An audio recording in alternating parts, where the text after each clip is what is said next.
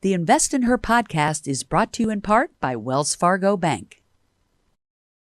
Hi, I'm Catherine Gray, founder of She Angel Investors and co-founder of the She Angels Foundation.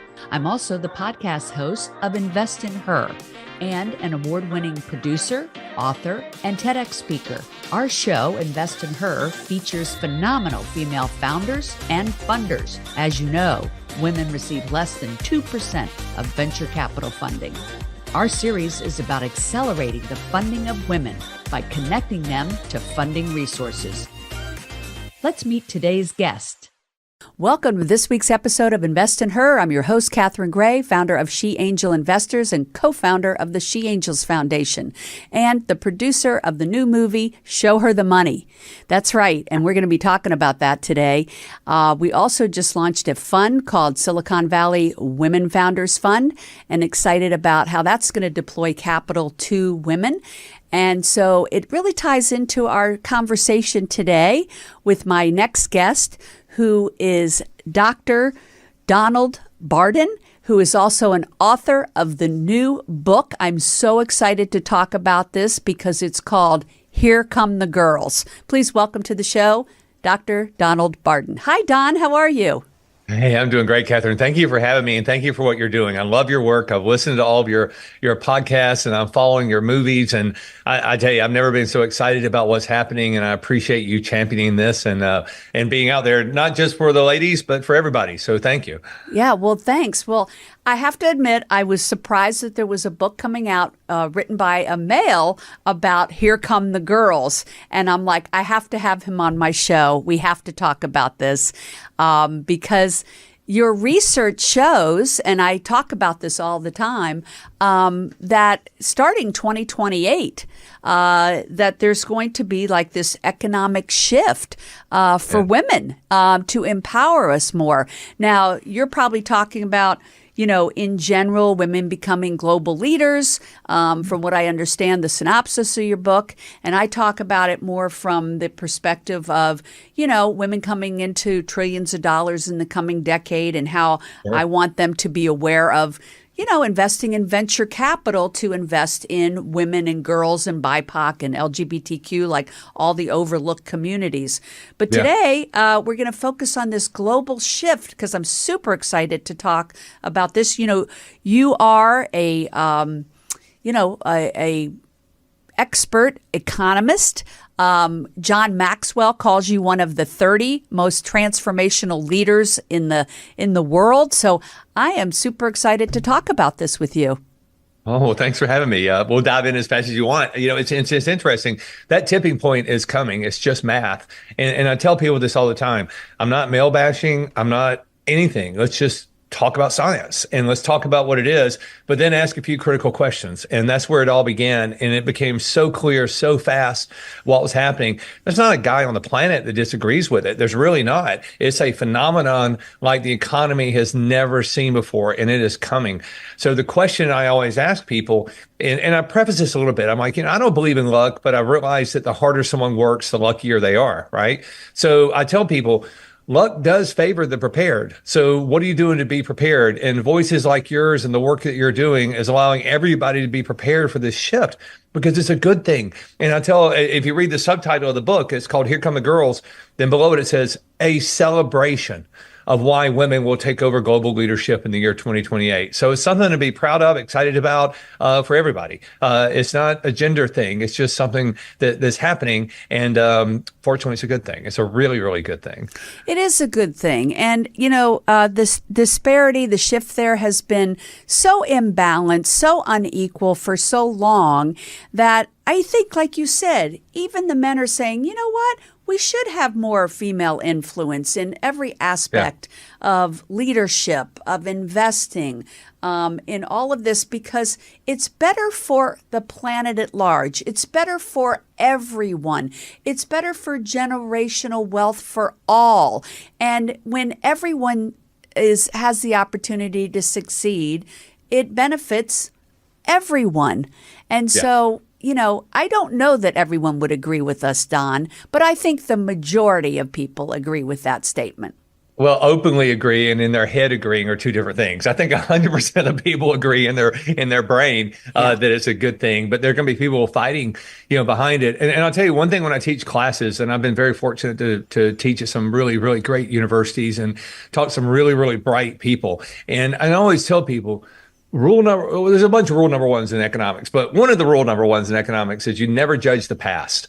And the reason why is because usually when you look back at the past, there were really good people trying to do good things in the context of what was happening. In a lot of cases, they didn't know any better. And so we look back, and I can tell you exactly, anybody can tell you, any economist can tell you exactly why we've had male dominance over the past million years or whatever. And it comes down to a simple term, and that's called red muscle mass. It has nothing to do with politics and patriarchal system. If you just look at how society grew, when we were an agricultural society, we had to plow fields and cut down trees. Frankly, guys are better at that. I mean, it's just red muscle mass. We can do that. We're real good at doing that. And then in the Industrial Revolution, you had to turn that wrench 100,000 times a day, to pump out all the cars that are happening. But then you look at society and you go, well, wait a minute. We're not an agricultural society anymore, although it's a big deal. The Industrial Revolution is over with. And if you look at what's happening in industry now, whereas it used to take, I think it was like 350 people to build a car, to move wrenches and weld and put on tires and do stuff. Now I think it's 5, because of automation and things. So we look at this shift in the economy and in the social construct of what's happening. And frankly, we don't need red muscle mass anymore. So it's not leveling out because of, just the construct of society. It's leveling out because of need. And when we do that, it levels the playing field again, then you get to see what's really out there. You get to look at the buffet of knowledge and say, where do we want to be? And so as all this thing is shifting, and we look at everything from birth rates and education, and there's a lot that's been happening, this tipping point that's about to occur is probably going to be the greatest thing that's happening in economics in at least 250, maybe 300 years, because what we did in this study, so we said, okay, the math is the math. The past is the past. Don't judge the past. Just embrace it and say that's what it is. But where are we today? And what does this shift mean today? And I always tell people, and this is another little asterisk I want to put by this around not judging the past and looking back at patriarchal systems and things. I tell people don't judge the past, like I said, because in most cases they were doing the best they can. But we, and this is very important, I tell every student this, we are the past of our future selves. So in other words, our great grandchildren are going to look back at us and judge us. So we got to say, are we doing the best we can with what we've got? Or are we moving toward a better tomorrow? Or is there just something happening out there where we really are barbarians? Now, our great grandchildren might call us barbarians. So they might look at things that we do now that we think are so advanced, like medical technology, heart transplants, and things like that. They're going to be coming back going, ooh, they use scalpels and they use stitches and staples on people. Those barbarians. We think we're doing great, but our future self is going to look back at us differently. So this is a chance for us to reverse that and say, wait a minute, we can now see our future selves. We can see what's happening, not only just in the math, but in the social construct of this. And the concept around 2028, when women do finally take over global leadership, the next obvious question is, well, are you going to be any good at it? Or what is it about women that makes it special? The math and everything supports it. So we spent 4 years studying thousands of women all over the world that are in leadership. And we ask them a simple question: what makes you so good? And the irony is, especially in science, we reach saturation point on like the second or third person, which means we started hearing the same story repeated over and over and over again by these great female leaders. And what they told us was really the keys to the kingdom, what they're doing radically different, which aligns with the economy, which aligns with what the consumers want, and which aligns with what the workforce wants. So this isn't just a normal tipping point where we say, oh, that's cool, I wonder what's going to happen. This is one of those tipping points where we can say, oh, wow, I can't wait for this to happen. So let's be prepared when it gets there, because the ultimate thing that we learned about females in leadership is, and I hope you appreciate this, Catherine, it's not a girl thing. It's just something girls do, which means we can teach guys to do it and we can all grow together. But the shift is here. 42% of all businesses are now run by women. 6 of 8 Wall Street firms are now run by women, or a woman is next in line to be the chair. So this shift is happening. There's nothing we can do to stop it. But when you peel it back and you look at it, you realize how awesome this is. You realize how great women are at leadership. You realize how the parallels line up just perfectly with what the need is of society, the consumer, the workforce, and everything else. And you just sit back and go, man, this is going to be a heck of a ride. It's going to be good. And here's the thing. The research has shown that companies that have both male and female leadership, right, in the C-suite are more profitable. So Absolutely. Any smart company is going to want that balance of people in their C-suite, right? And I think most smart business people realize that. Yes. The other thing is, let's not forget, women impact 80% of the buying decisions. There is a power in that. We do decide what gets purchased. Yeah. The thing that we are not influencing right now that we could be and should be, which will be better for everyone, is deciding what products and services actually get created. And that's where the venture capital part of it comes in. Yeah. With women coming into these trillions of dollars in the coming decade, the biggest transfer of wealth ever toward women is that they can decide to be part of that venture capital arena where it is decided which products and services are actually created. And that's where we have had such a significant blow, is that we get only 2% of venture capital. But what I'm out there preaching is we are only getting 2% because women aren't deciding who gets the investing, who gets the investments. And so we have to be the investors in order to decide who gets the investments. Bingo. And that will be a game changer. And I believe that's what's going to shift. Like you've said, and I'm fascinated with your concept of the shift in global leadership married with my focus on the shift in women becoming investors in venture capital. Sure. There is a synergy there, right? What I'm wondering is, based on just what's happened here in this country, thinking we might have a woman leader, and then to read that, there's going to be women's global leadership as of 2028. Wow.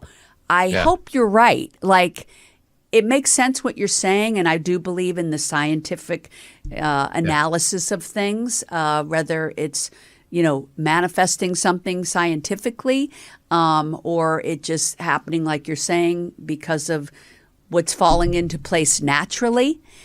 So I'm really interested in reading your book. Hey, thank you. No, I'm excited about this. And I'll back up a little bit and make a comment on this, because when I talk about economics a lot, I always tell people, be very careful about putting any type of labels on things, gender, whatever, because, and this is just, please, I hope everybody listens to me all the way through before they shut me off on this. Economics, the economy, does not care about diversity. And the reason it doesn't care about diversity is it already assumes that it's there. Economics moves wherever the opportunity is. So when you talk about women investing, I just want them to make the right investment. You don't invest in somebody because they're a man or because they're a woman or because they got a good track record or whatever. You invest in it because it's the right investment. And I think this beautiful thing that's happening with women coming up on just the math side of it is that the discernment women have is much, much greater in the moment than men, because women take a step back and add a few pieces to the process before a man normally would. Now, again, it doesn't mean the man's way is wrong. It just means what we're learning is the female's way is better in the way society and consumption works today. So when you look at it and you say, well, wait a minute, you can't sit there and say, we don't like diversity. Yes, I can. And here's why. People look at me all the time and say, well, you're a middle-aged, slightly tan, but white, blue-eyed male, right? They're going, oh, you're one of those guys. And I'm like, yeah, but wait, let's think about this. The white, blue-eyed male, especially middle-aged, is the smallest minority in the world. I mean, I literally don't, I'm not even a rounding error when you look at it. Now, yeah, in the past, there was some colonialization and the Europeans did really good at banking and moving that stuff over. Okay, that's a great storyline for the past. But what does that mean today? It means nothing. The economy goes to wherever the opportunity is. What the economy cares about, and this is where the female quotient is really going to excel, it cares about inclusion, not diversity.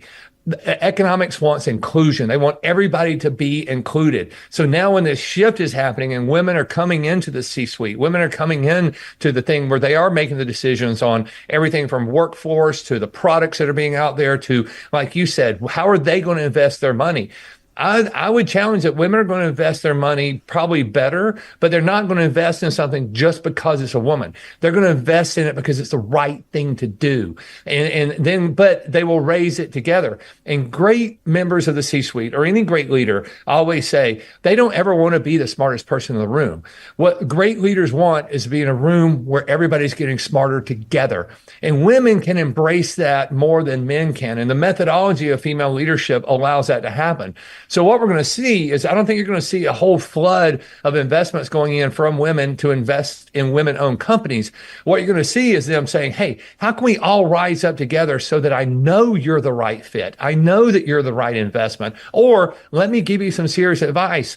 You're passionate about this, but the consumer market is not. So let's tweak this and work together to rise it up. So I think everything that you've been talking about is about to have a major, major shift. Not because there's going to be a flood of people investing in women-owned businesses, but because it's the right thing to do. And these female-owned businesses and female investors are going to be making very, very wise decisions based on past experience, their current circumstances, and what the future hopes and dreams are. But for the first time in a long, long time, and this is so important, it is aligning perfectly with the consumer markets. What the consumers are saying is that I want to feel seen, I want to feel heard, and I want to feel understood, because there are a lot of really, really good choices out there. And the consumer world now is the same as the workforce world now. It's hard to make a bad decision. I mean, most people are putting themselves in, if they're going, well, Coke or Pepsi or, Celsius, my favorite, or Red Bull or whatever you're drinking, they're all fine, right? So what is it about them that drives you to be a Celsius person or a Red Bull person or Coca-Cola versus Pepsi? What is it? So the consumer always comes back to that. Let me give you just a little pushback here, and this is what I have to say about what you just said about investing in the ones that make the most sense, that are the best invention or innovation. 100% we should be investing in who has the best innovation or solution, not based on anything other than who has the best. The problem is that the system has been broken. So when women or BIPOC or an LGBTQ person does have the best solution, they have not been receiving the investment for that. And that's wherein the discussion lies. How do we make sure, like you said, that we're investing in the best possible innovation, no matter who it is? Perfect example, Silicon Valley. We're starting our Women Founders Fund there because even though the statistics show that women tend to stretch the dollar faster, be 15 to 20, 30% more profitable, have earlier exits, the men in Silicon Valley do not embrace that clear-cut scientific data and refuse to invest in women technologies, innovations that are the best because they are women. And unfortunately, that's a fact. Now, yes, it is a broken system that we all need to fix, and we need to look at it like, let's invest in the best possible innovation. But when things aren't set up that way at present, the best that we can do to try to fix that system is to say to women, you've been having no say-so in what even gets made because you haven't been investing in it, deciding who gets the funding. Women may very well decide that the funding should go to the best innovator in that solution, but it hasn't been that way to date. And I hope you're right. I hope women help fix that by doing exactly what you said, using their money and their power to change that system so that the best possible product or innovation gets the funding, not based on anything other than that is the best. Yeah, and so and they will. And but let me say something real quick here. You said that 85% of consumption is done by women. That's right and wrong. It's 85% impacted, but it's 85% cubed, because the woman not only drives her consumption, she drives the family's consumption. Yes. So when you look at things, and I see this in different sectors all the time, there are going to be some sectors that are going to collapse, absolutely not exist in the next 10 or 15 years, at least the way we see them today, because they didn't embrace this change, because they didn't invest in women, because they didn't do certain things. There's going to be entire sectors that have been here for hundreds or thousands of years that you're going to see topple over. But what they're really toppling over with is that they fail, and this is your Silicon Valley issue here. They fail to believe and really understand that investors and consumers don't speak to them in English, or speak to them with, this raising their hand saying, oh, I want to help you. Investors speak with their feet and with their checkbooks. So when you see people saying, I really like you, you got a good product, but I'm not going to invest in you anymore, or I'm not going to buy your products anymore, or more importantly, I'm not going to buy your product for the second time. I'll test it, I'll try it, but I'm not going to come back and do it again. Then you see the decision makers really radically react, because the consumer will speak with their feet and with their checkbooks, not with some philosophical conversation that's out there. So when you see certain sectors, and Silicon Valley might be one of them, to be honest with you, that's such a broad term though. It's hard to, rationalize what it is. But when you see some of these old guard patriarchs not doing something, it's just a matter of time, and they're going to get toppled over, because the feet and the checkbook are louder than any whistle, any banging, any protest, anything that's out there. And the economy adjusts quickly. So I think what's going to happen is just like any type of, imagine flying on a plane through a storm. Perfectly safe. You're going to get there. Might not like the process, might feel a little turbulence along the way, but at the end of the day, everything's going to be fine. So yeah, we're going to see some turbulence out there. You're going to see sectors like maybe Silicon Valley and some other really, really big ones not react the way they should. But guess what? In economics, and I tell people this all the time, Wall Street and the economy is very literal. It is what it says it is. There can be no ambiguity. So when you look at this and you say, okay, but what about the future? What do we see coming? How do we see this starting to happen? We're going to be able to sit back and say, no, wait a minute. The economy said they wanted something. Who can deliver it? We know women can deliver it, and they can deliver it better than guys can right now. And this is, again, it's not an anti-guy thing. It's just saying guys are wired and trained to do it a certain way that is not the way that things are going to be happening right now. So in the literal part of that with Wall Street, the word currency, like printed US dollar bills, currency, comes from the root word current, okay, like the current of a river, which is really a root of energy. The economy's energy is going to go wherever it's best suited. And if people build dams up along the way because of philosophical things or just they're stupid, that's fine. That dam's going to break.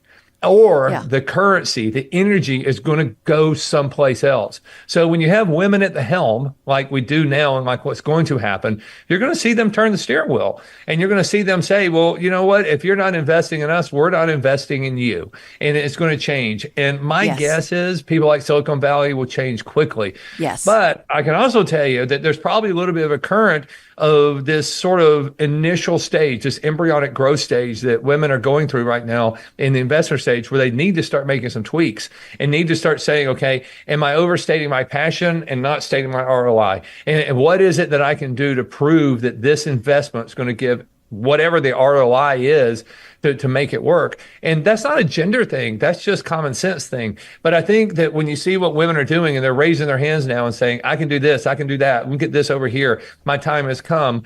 Those who don't pay attention to it, they're gone. You're absolutely right. They will be left behind, and that we agree on for sure.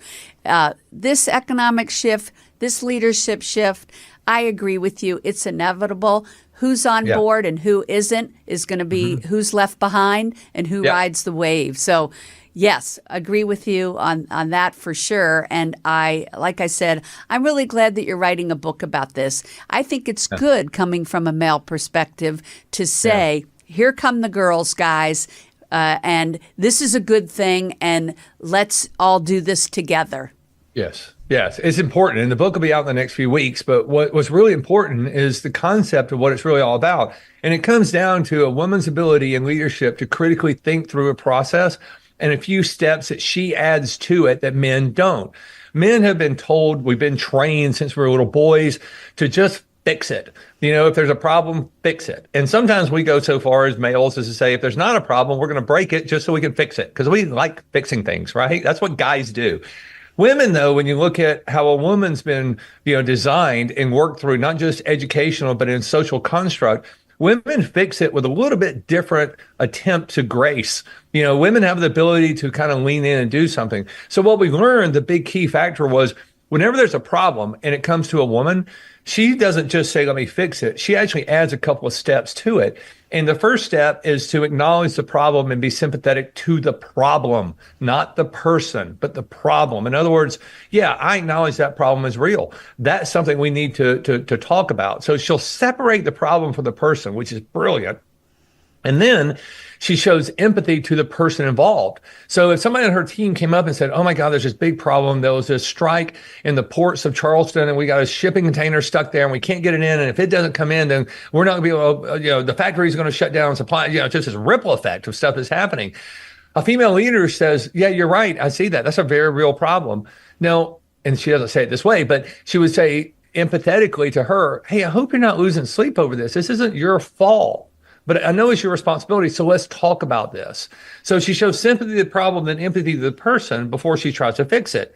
And then instead of fixing it, she does something magical. Female leaders, and I've seen this happen so many times, you can predict it like clockwork. Instead of saying, let me tell you what to do, which is the guy's way of doing it, what she says is, hey, how would you do this if you were me? How would you solve that problem? And what we learned is that 9 out of 10 times when a female leader says that to the person on her team, male or female, they already know how to fix the problem. And then what she does is she leans in and says, go do it. You're in charge. You go do it. So she empowers that person to go do their job. Now, two things just happened here. By showing sympathy to the problem, empathy to the person, and then leaning in and asking them how they would solve it, what she did was she says, I see you. I see the problem. I hear you, I'm empathetic to you, but most importantly, I understand that you are the person who's here to do this. I see you, I hear you, and I understand you. And when somebody on the other side of that feels seen, heard, and understood, guess what? They feel valued. And if they feel valued, they will move mountains for you. But most importantly, next time there's a problem, guess what? That person's not going to come to her and say there's a problem. They're going to fix it themselves because she empowered them to do it, which means, going back to your point, Catherine, which I think is brilliant, she is able to go back and be innovative and think about things. How do I invest in different ways? How do I create a better culture? How do I do this? How do I do that? So instead of getting in the weeds, she has a team of experts out there who are empowered because they feel seen, heard, and understood. And they can go out there with this enormous energy to go out there and build a company while she can go and innovate and think about things from investments to the next market share or whatever else they want to do. So what happens is when you see a male-owned company side by side by a female-owned company in the same bubble, you can't compare people on other sides of the world in different markets, but they're in the same bubble. The woman traditionally outproduces the guy 3-1. And the reason why is because she has such an empowered workforce that it grows. So that empowered workforce goes out there and they spend money, they do things, but they're going to look for similar situations to invest in. So what we're going to see happening, thank you girls, thank you ladies, is that when this tipping point finally goes over the edge in 2028, and it'll be about a 4-year turbulent time period where it's shifting over, but it won't be turbulent like scary. It'll be turbulent like, oh my God, this is exciting. It's like riding a really fun roller coaster or something. You're going to see the market react. And you're going to see people coming together like we've never seen. So if one company's going 3X and another company's going 3X and another company's going 3X, now you have 3X cubed. You have everybody moving together. Like I said, everybody in the room is getting smarter and better together. And that's going to be the impact of female leadership. That's the key, which means they're going to look back and say, well, where do we invest this? We want to invest in like-minded people. And it's not going to be necessarily gender specific, although that's where you start. They're going to be saying, I want to invest in someone or a business that helps their customers and their workforce feel seen, heard, and understood. Right. Therefore, they're valued. As it should Therefore, be. they're attracted to that. Right. That's the key. As it should be. And that's very exciting to feel like that's coming. And like you said, we have a few years till that starts to kick in. But this educational process, this show we're doing today, the book you're writing, the programs that we're doing to educate people, this is the time to be doing that, to prepare for this big shift. So super excited to have male allies in this arena that are saying, yes, this shift is coming. It's going to benefit everyone. And let's get on board and do this together. Love that message. Exactly. I'm going to close with that message. And Don, thank you so much for being a guest today. I'm so looking forward to your book. It's called Here Come the Girls, and people will be able to get that online and elsewhere. And I know you have another book out called The Perfect Plan. I'd like to read that as well. And, I just want to wrap by saying, here you are, you've built up your own billion-dollar company. So, you're giving great advice to our listeners about, what the future holds and the promise of women innovators being able to build their businesses and get more funding. It's coming. We're all working on that. But like you said, it's a scientific fact. There's going to be this shift. And that shift in women's leadership is super, super exciting. So thanks for bringing this to the table. Oh, thanks for having me. And the message I try to tell everybody, I spent 25 years on Wall Street working in private equity, and I've been in some really good decision-making processes, and I've been in some really bad decision-making processes. And it all boils down to the single common denominator was, what is the leadership doing? What do they believe in? And does it align with the market? And that's what I mean. Wall Street doesn't care that much about diversity. It doesn't care about it all. It cares about inclusion. And with this rise of women coming up, the potential for more investment in women-owned businesses, which is going to be the dominant factor right now, what they're really looking for is just tell me why this is good. And I think when a woman presents it in the way that says that I build a business where everybody is seen, heard, and understood. Here's my process for doing this. And because of that, everybody's rising up together. And guess what? It's exactly what the consumer, male and female, is looking for. And it's what the workforce is looking for. My God, buckle up. I mean, we're going to see an economic shift like we've never seen before. So the percentages that you've been talking about and everybody else, I think that's going to be a deep past history. What were you saying, 3% or something is some of those numbers that are bounced around? I think 2%. It's going to invert exactly the opposite way. So it's just nature. It's the way it's going to go. And it's an exciting time. And like I said, it's not necessarily a girl thing. It's just what girls do. And so men can learn how to do this. And it's what the workforce wants and the consumer wants. So even the slowest out there, men and women, they're going to figure this thing out pretty quick, and it's going to be exciting. And I think everything you're working for is about to come out. So you've been a great voice on this, and I think you're about to do a little victory lap yourself. I think you're going to get a big aha and a pat on the back because you helped sort of bring the way for this. So thank you, Catherine, for what you're doing. This is amazing. Don. Thank you so much. Well, everybody, thank you so much for tuning in. Can they find you on LinkedIn, Don? Yes, LinkedIn's the best way. Follow me on LinkedIn. And if somebody ever wants to send me a message and say, hey, I heard you on Catherine's show, well, I'll tell you what I'll do. I'll send them a free e-copy of the first book, The Perfect Plan. And then I think Amazon said in the next couple of days, they're going to put the pre-order for Here Come the Girls out. So, but any of your listeners that call and said, hey, I was listening to you on Catherine's show, and I'd like a free copy of the first book, I'll send it to them. Or if there's anything, if they have any questions, I'll be happy to engage and help because we really, really want to help make this a wonderful experience for everybody. So whatever we can do to help, we'll do it.